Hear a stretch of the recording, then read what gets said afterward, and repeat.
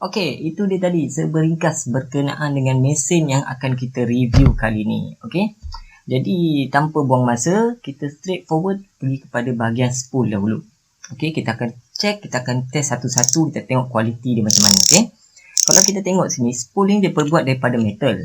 Okey, sekarang ni zaman sekarang ni kebanyakan mesin-mesin pancing spool ni memang diperbuat daripada metal. Kelebihan dia ialah dia orang cakap apa, daripada segi ketahanan dia memang tahan lama, dan tambah-tambah pula kita ni mancing di kawasan luar, outdoor kan, memang keadaan yang lasak. So jadi spool metal adalah pilihan utama. Jadi yang kedua dia, kalau kita tengok daripada segi design dia memang menarik. Memang menarik, dia buat jenis macam honeycomb macam tu. Orang panggil macam bahasa Melayu kita panggil sarang lebah lah. Okay? Memang menarik. Cuma kelebihan untuk spool jenis metal ni, dia ada menghasilkan satu bunyi yang sedikit nyaring jika nak dibandingkan apa orang cakap, spool-spool yang bukan daripada metal. Jadi jenis metal ni dia punya penghasilan bunyi dia ada sedikit nyaring. Bergantung kepada pin tu juga. Okey, pin ni kalau korang perasan daripada bahagian dalam ni, semua mesin pancing ada pin. Pin ni terbahagi kepada 3, iaitu menggunakan teknik spring macam ni, atau yang menggunakan plastik, atau menggunakan plate. Dan ada juga yang menggunakan jenis pin jenis bearing. Itu selalunya mesin macam tu memang jenis yang bukan harga yang murah lah. Benda tu. Tapi kita fokus kepada dia. Macam dia dekat sini kalau korang tengok, dia menggunakan teknik spring. Okey, pin jenis spring.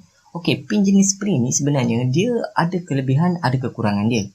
Kelebihan dia tak mudah patah. Dia memang tak mudah patah berbandingkan jenis pin yang menggunakan plate. Di mana pin jenis plate tu memang selalunya dia akan, orang cakap dia mudah patah lah. Okey, bila dia mudah patah tu, of course lah korang kena hantar kedai repair. Kalau kata dia patah masa korang tengah pump kan, so benda tu jadi tak best kan. Dia benda jadi tak syok lah kita nak mancing. Okey, jadi untuk jenis spring ni kelebihan dia tak mudah patah. Cumanya kekurangan dia, kalau korang perasan dekat bahagian dalam tu, dia menggunakan skru untuk ikat spring ni. Sometimes bila korang mancing tu, spring ni dia akan terkeluar daripada skru tadi tu tau. Bila dia keluar daripada skru tadi tu, masa korang tengah mancing, kadang-kadang mesin korang ni senyap. So bila mesin korang ni senyap, dia menyebabkan korang, orang cakap apa, bila korang ikan tarik korang punya tali tu, spool ni berpusing, jadi mesin tu akan senyap. Sebab apa? Spring ni dia terkeluar daripada skru tadi tu. Jadi dia punya orang cakap elastik spring tu dah tak boleh main, tak boleh function. Tapi tak ada masalah, korang boleh repair. Kalau kata korang bawa screwdriver, korang boleh ikat balik benda tu, tak ada masalah. Sebab dia bukan patah, dia just terkeluar saja daripada bahagian spring tadi tu. So itu adalah kelebihan dan kekurangan dia lah, pin yang jenis spring macam ni. Dan dia punya bunyi selalunya jenis spring ni, dia bunyi dia boleh tahan kuat juga. Tapi dia tak sekuat jenis yang pakai plate. Okey, jenis plate tu nanti korang boleh tengok video-video yang sebelum ni kita ada tunjuk mesin-mesin pancing yang guna plate tu. So dia memang kalah sikit lah. Tapi kalau kata nak compare kena punya bunyi, dia lagi better daripada yang jenis pakai plastik. Selalunya ada, saya tak pasti ada lagi ke tidak mesin pancing yang pakai pin jenis plastik. Tapi masih ada dekat pasaran. Cuma saya tak tahu zaman sekarang ni keluaran yang terbaru ni ada ataupun tidak. Okay? Jadi itu adalah daripada orang cakap kualiti daripada segi spool yang dibagi kepada kita. Jadi kita beralih pula pada bahagian shaft dia. Okey, kalau korang perasan dekat batang shaft dia ni, dia ada bagi 2 biji ball bearing. Okey, dia ada bagi 2 biji ball bearing, di mana ball bearing ni berkedudukan tengah-tengah batang shaft. Fungsi utama dia adalah dia akan memegang pada bahagian lubang spool tadi ni. Jadi bila orang cakap, bila ikan tarik tali korang, bila ikan tarik tali pancing korang, mesin ni dia tak bergerak ke atas atau ke bawah tau. Dia akan pegun dekat tengah-tengah. Dan pergerakan dia pun ada sedikit lancar dibandingkan dengan tak ada ball bearing. Dan sebenarnya saya agak kagum dengan mesin ni. Sebab harga dia bawah RM100. Tapi dia ada, orang cakap apa, dia ketengahkan aspek-aspek kualiti tu. Contoh ball bearing dekat bahagian batang shaft ni. Actually kalau macam mesin-mesin pancing yang ada ball bearing dekat tengah ni, harga dia selalu RM100 ke atas. Tapi harga RM100 ke bawah korang dapat mesin yang dia pentingkan kualiti. So sangat-sangat berbaloi lah dekat situ. Jadi itu adalah segi ball bearing. Jadi macam biasa juga, macam kita tahu, kalau sesuatu mesin tu dia ada tunjuk ball bearing dia contoh 10 tambah 1 ke 5 tambah 1 ke 6 tambah 1 ke kan. Tambah 1 tu adalah pada bahagian pin clip tadi ni. Okey, pin clip ni tadi, kalau korang pasang dekat sini, ada bahagian roller ni akan orang cakap apa, menggerakkan mesin ni, rotor kau ni berpusing, jadi roller kau ni akan berpusing tau. Okey, masa tu lah roller ni berpusing, dan seandainya kebanyakan mesin pancing tak semuanya ada ball bearing dekat tengah ni, jadi dia menggunakan grease untuk berpusing. Jadi apabila satu mesin pancing tu dia ada tulis je perkataan tambah satu, bermakna dekat sini ada satu ball bearing. Confirm dekat sini. That's why dia tulis tambah satu. Tapi ada juga mesin pancing yang dia tak ada tulis tambah satu tu, tapi ada ball bearing dekat sini. Ada juga mesin macam tu, tapi kebanyakannya memang dia akan mention dekat situ tambah satu dekat bahagian sini, iaitu ball bearing. Dan of course lah, bila ada ball bearing dekat sini, kelancaran dia lagi cantik, dia punya apa orang cakap, pergerakan dia lagi lembut. Lepas tu daripada si ketahanan tali korang tahan lagi lama lah, sebab geseran dia kurang. Jadi itu adalah pada bahagian spool dan juga daripada bahagian depan mesin tadi. Jadi kita fokus pula kepada bahagian body dia pula. Dia punya batang ni diperbuat daripada CNC, bukan metal, okey. Dia perbuat daripada CNC, dan yang menarik dekat sini, walaupun dia CNC, kalau korang tengok dekat lekuk di sini, dia buat tebal tau. Okey, dia buat tebal. So bila kalau kata dia buat tebal, so korang kena faham mesin ni memang dia bukan kita nak cakap dia terlalu kuat, tapi dia sedikit kuat lah. Sebab dia pentingkan dekat sini. Sebab apa? Sebab majoriti pemancing-pemancing kebanyakan mengalami masalah dekat sini, mana benda ni patah. So macam mana cara diorang guna itu terpulang kepada mereka, tapi memang of course benda dekat sini memang mudah patah. Terutama mesin-mesin yang orang cakap yang harga rendah ni lah. Okay, tapi untuk mesin ni dia memang buat benda ni tebal. Walaupun di CNC dia buat benda ni tebal. Sebab apa dia tahu? Kenapa dia buat tebal? Sebab dia adalah CNC. Dia bukannya metal. Jadi dia ketengahkan aspek kat sini. Tapi ada juga mesin-mesin pancing yang harga rendah, tapi dia buat kat sini nipis. That's why kat situ menyebabkan sesuatu mesin tu harga dia jatuh. Sebab apa? Sebab bila kualiti dia murah, dia buat pula dekat sini agak nipis. Jadi benda ni memang mudah patah. Tambah-tambah mesin yang murah, of course kualiti dia lagi rendah. Jadi benda ni memang mudah patah. Untuk mesin ni dia bagi tebal. Jadi itu adalah pada bahagian body dia tadi. Dan kita beralih pada bahagian batang kayuhan. Okay, korang tengok dia punya batang kayuhan ni tadi. Dia normally semua jenis mesin pancing, kebanyakannya batang kayuhan ni adalah CNC. Okay, sama macam material body. Tapi untuk mesin yang kali ni, dia bagi kita dalam material metal. Okay, dalam apa orang cakap, apa bersifat metal lah. Jadi kelebihan dia sebab ada setengah pemancing ni, dia ada dua teknik tau. Kalau kau perasan, dia ada banyak teknik, tapi kebanyakan pemancing tak ada kolam ke mana-mana kawasan. Kalau kau perasan, dia ada macam-macam teknik cara pump ikan tau. Ada orang pump ikan, dia pump rod tau. Dia tarik rod. Okey, lepas tu yang kat tangan sebelah ni akan mengayuh. Okey, dia akan kayuh. Tapi ada setengah orang pula, dia jenis kurang pump dekat rod, tapi dia suka tarik knob dia. Ada orang jenis macam tu. Tak salah, boleh, itu keselesaan dia, itu style dia, tak ada masalah pun. Jadi ikan naik. Tapi orang cakap, bahayanya benda macam tu. Kalau kata dia punya kayuhan ni tadi diperbuat daripada CNC, tambah pula mesin yang dia pakai tu bukan yang berkualiti tinggi, benda ni akan patah. Memang mudah patah. Dan sebab itu juga dia akan efek dekat bahagian sini. Sini pun akan ikut patah. Sebab apa? Bila dia tarik dekat sini, kedudukan mesin tu dia bukan tarik ke atas tau. Bila kau pump gunakan kau punya knob tadi ni, so keadaan mesin kau akan tarik macam ni tau, ke tepi tau. Jadi itu menyebabkan mesin korang ni dekat sini stres, dekat batang ni stres, dekat bahagian ni pun stres. Jadi dia akan patah sini ataupun dia akan patah sini. Itu kalau kata jenis CNC lah. Tapi untuk mesin ni, dia punya kaki CNC, tapi dia punya batang ni adalah metal. Okey, tapi janganlah bila korang tahu benda ni metal, korang pump benda ni gunakan ni. Tak, guna teknik yang betul, mancing guna cara yang betul. Tapi kalau kata korang dah terbiasa dengan cara macam tu, ikut je, tak ada masalah. Tapi untuk yang model ni, dia bagi kita dalam bentuk bentuk metal lah. So memang tahan lah, memang kuat lah. Lepas tu kelebihan lagi yang menarik dekat sini, mesin ni murah tau. Tapi kalau korang perasan knob dia ni, dia punya tombol kayuhan ni, dia punya knob ni dia bagi dalam jenis rounded tau.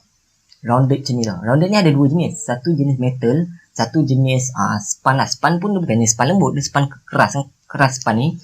Dia ada dua. Satu ada span, satu adalah metal. Okey, tapi kebanyakan mesin-mesin yang harga rendah ni, dia takkan bagi korang jenis macam ni tau. Korang kena beli lain. Kalau korang kata korang nak pakai benda macam ni, knob macam ni dekat mesin tu, korang kena beli asing. So knob ni pun harga dia pun lebih kurang dalam bawah RM30 lah untuk satu biji. So benda ni saja dan kau pasang dekat mesin. Kelebihan dia bila kau pegang tu sedap lah, grip dia sedap. Dia ada kelebihan, ada kekurangan juga. Ada juga kelebihan dia, ada juga kekurangan dia. Kelebihan dia, kalau yang jenis knob bulat macam ni, korang pegang memang sedap. Lepas tu yang kedua, kalau dia jenis, orang cakap jenis sponge keras macam ni, saya tak pasti apa nama dia, dia ada nama dia. Okay, kalau kata korang mancing dekat outdoor, dia berjemur tengah panas, bila ikan makan, korang boleh pegang dengan selesa tau. Kalau waktu hujan pun korang boleh pegang grip dengan selesa. Sebab apa? Material dia jenis kasar, jenis sponge macam ni. Tapi kalau korang ambil yang jenis metal tu, dia sedap juga pegang, memang sedap pegang. Tapi masalah dia bila kata korang mancing outdoor tu, kena hujan. Bila hujan tu, sometimes dia akan slip tau. Korang akan licin dekat sini tu. Kadang bila korang tengah lalai ikan, boleh tergelincir. Ada banyak kali kes macam tu. Dia tergelincir. Lepas tu yang kedua, bila kata korang mancing tengah panas. Jenis yang macam ni okey. Tapi kalau kata korang pakai jenis metal tu, atau jenis steel tu, bila benda tu mesin tu berjemur tengah panas 1 jam, korang pegang terkejut tangan korang. Sebab apa? Benda tu panas. Sebab itu kebanyakannya pemancing, diorang lagi suka berjenis yang jenis sponge macam ni lah. Jenis getah keras macam ni. Tapi ada kelemahan dia juga. Yang jenis sponge ni. Kelemahan dia mudah rosak. Kalau kata korang tak jaga dengan betul, dia akan mudah rosak. Di mana dia akan mudah, orang cakap apa? Dia akan mula reput lah. Reput macam sponge biasa, macam getah biasa, dia akan mula reput. Dan korang kena biasa cuci dia. Especially kalau korang guna dia untuk salt water, untuk mancing dekat laut kan. Lepas guna, korang kena cuci.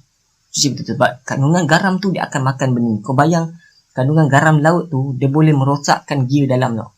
Kalau kata korang mancing laut, korang tak servis mesin korang, korang hentam-hentam, dia akan merosakkan sistem gear. Sedangkan sistem gear dalam kita tu, dia terbuat daripada metal, jenis steel atau metal, boleh rosak. Ini kan pula getah.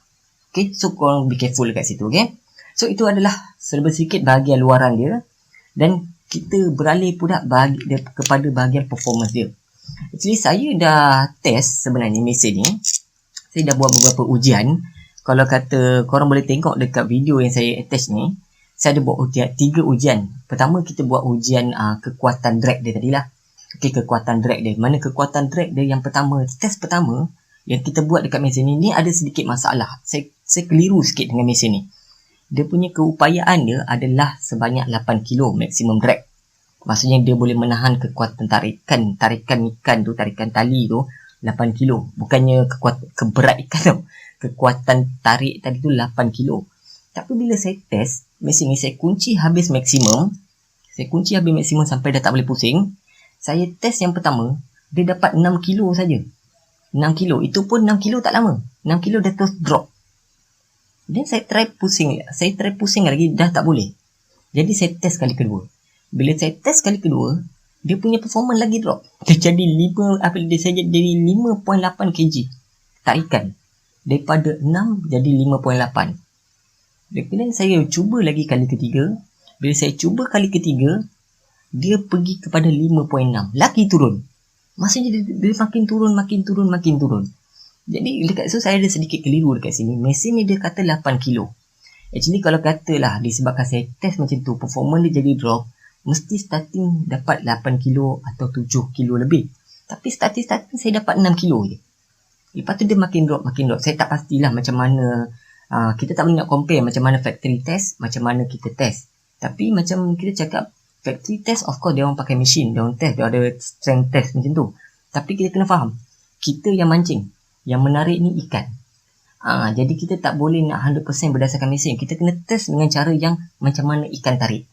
Jadi kalau kata kita test 6 kilo, maksudnya performance dia 6 kilo lah. Tak boleh nak cakap mesin test 8 kilo, kita test 6 kilo, kita kena ikut mesin, kita kena ikut mesin kilang. Betul tak? Sebab yang menarik ikan nanti, yang menarik benda ni nanti ikan. Yang akan menarik, menggerakkan spool ni, yang akan menguji kekuatan drag ni adalah ikan, iaitu tarikan benda hidup, sama seperti tarikan tangan kita. Okey, tapi macam mesin punya test, mungkin factory test dapat 8 kilo, tapi saya test dapat 6 kilo. Tapi saya tak menyalahkan juga, saya tak menyalahkan mesin ni juga, sebab yang saya pegang ni adalah untuk saiz 3000. Mungkin yang dia keluarkan tu 8 kilo tu untuk saiz 4000. Saya berfikiran positif lah, mungkin untuk 4000. Tapi bila saya refer balik daripada punya website, dia hanya tunjuk 8 kilo saja. Maksudnya 1,000, 2,000, 3,000, 4,000 punya saiz 8 kilo saja. So kita fokus kepada 8 kilo lah. Tapi walaupun dia cakap 8 kilo, macam saya cakap tadi, saya test dapat 6 kilo. Jadi saya daripada segi positif, saya cakap mungkin 8 kilo tu untuk saiz 4,000. Untuk saiz 3,000 mungkin pergi 6 kilo. That's why saya test dapat 6 kilo. Mungkin saiz 2,000 mungkin pergi 4 kilo. Saiz 1,000, 2,000, 1,000 mungkin makin drop kan. Okay, so itu daripada sudut positif dalam fikiran saya lah. Apa-apa pun saya, macam saya cakap tadi, itu adalah daripada segi dia punya kekuatan drag lah. Okay, 6 kilo ke 8 kilo, 8 kilo yang dia beritahu, 6 kilo kita test taklah jauh sangat. Okay, masih boleh diterima. Sebab macam saya cakap tadi, kita sudut positif, ini 3,000. 8 kilo tu mungkin mesin 4,000. Okay. Jadi, kita beralih pula pada bahagian performance. Okay, apa yang saya nak beritahu sini, okay.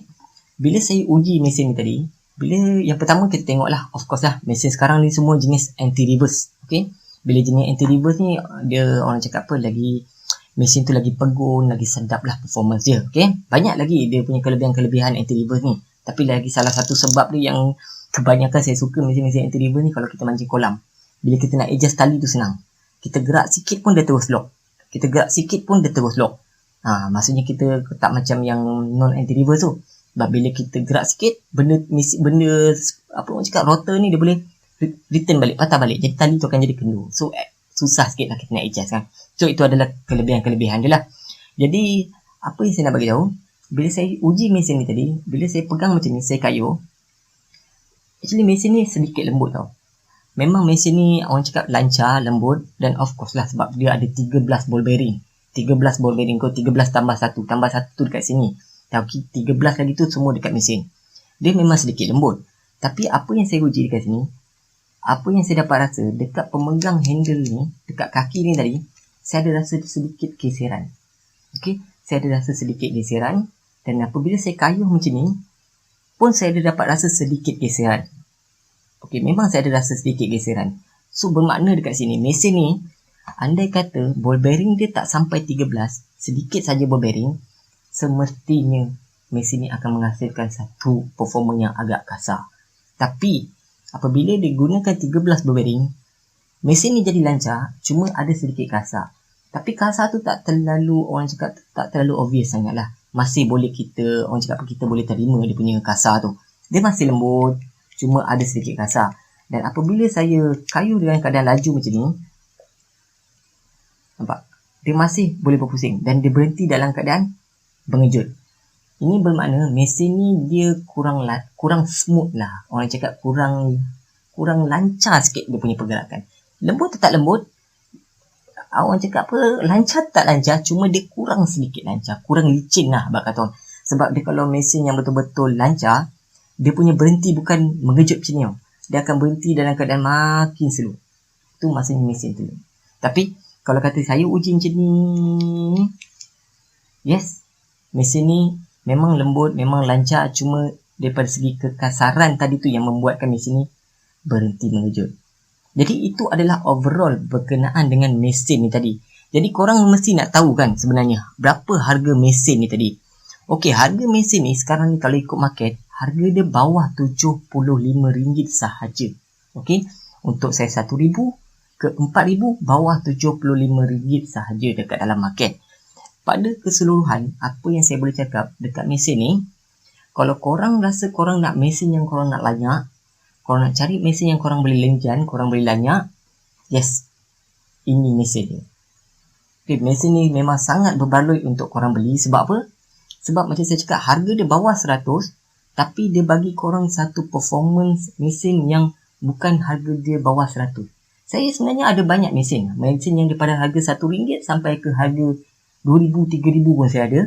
Tapi apa yang saya boleh cakap, kalau mesin kualiti macam ni, dari segi ball bearing macam ni, daripada segi apa orang cakap, persembahan kualiti yang dia bagi, daripada segi material yang dia bagi, harga dia sepatutnya lebih daripada 100. Itu saja yang saya boleh cakap. Jadi kalau kata korang nak beli mesin ni, saya cadang korang boleh beli.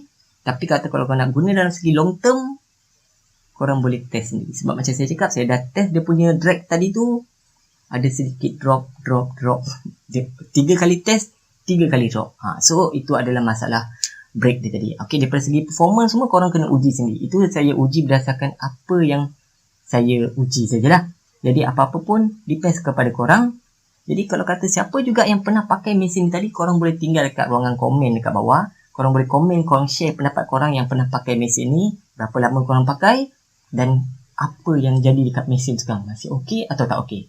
Okey, itu saja daripada saya untuk kali ni. So terima kasih kerana menonton. Apa-apa korang boleh komen dekat bawah. Okey.